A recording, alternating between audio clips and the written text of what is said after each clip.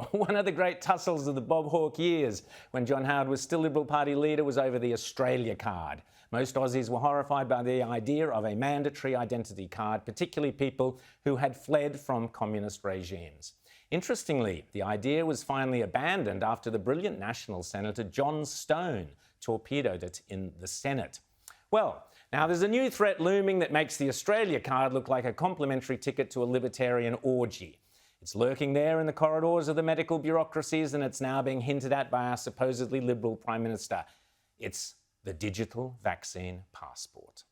This week, the Prime Minister suggested that Australians may soon be able to travel overseas and return home without going into hotel quarantine if they are vaccinated against COVID-19. In other words, special treatment for those who can show they've had the vaccine. Now, what's wrong with that, you may well ask? And in fairness, in and of itself, it makes perfect sense. But it's the bigger principle that we must focus on. In the US, some states like New York and California are linking individual freedoms to a digital vaccine passport. And in the UK, the Boris Johnson government is in all sorts of trouble with not only Conservatives, but more importantly, beer-drinking blue workers and pub goers by suggesting you might need to have a vaccine passport even to get into your local pub. An absolute heresy in beer-loving Britain. But that is the underlying point. Once you introduce a vaccine passport for, say, travel, where does it stop? How quickly would it become required for shopping, banking, going to the theatre? Well, everything and anything, really. And then what happens when you choose not to have one?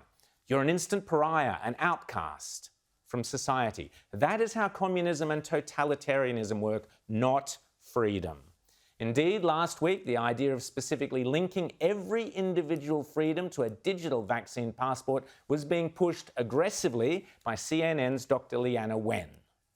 We need to make it clear to them that the vaccine is the ticket back to pre-pandemic life.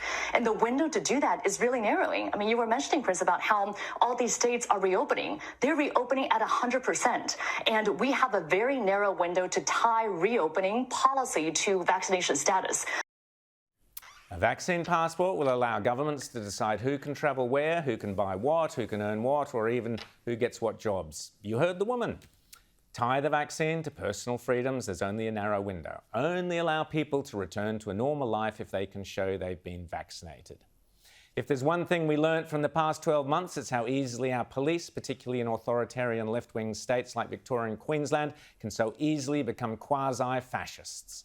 While to their eternal shame, the federal government and the Prime Minister sat on their hands and said absolutely nothing. Every aspect of human liberty, freedom of expression, freedom of movement, freedom of opportunity and personal choice and individuality, they're all threatened permanently and perhaps irrevocably by a digital vaccine passport. So let's be clear, I have no problem with taking any vaccine, take as many as you like, so long as I know what the risks are and more importantly, so long as it is my choice to do so, not someone else's. Coercion through the workplace or restricting the liberties of those who choose not to take the vaccine is as obscene as it is wrong. Any attempt at a mandatory vaccination program or any kind of coercion leading to some weird Chinese-style social credit system of a vaccine passport that limits your freedoms must be resisted at all costs. It's called freedom, and that is what our ancestors gave their lives for.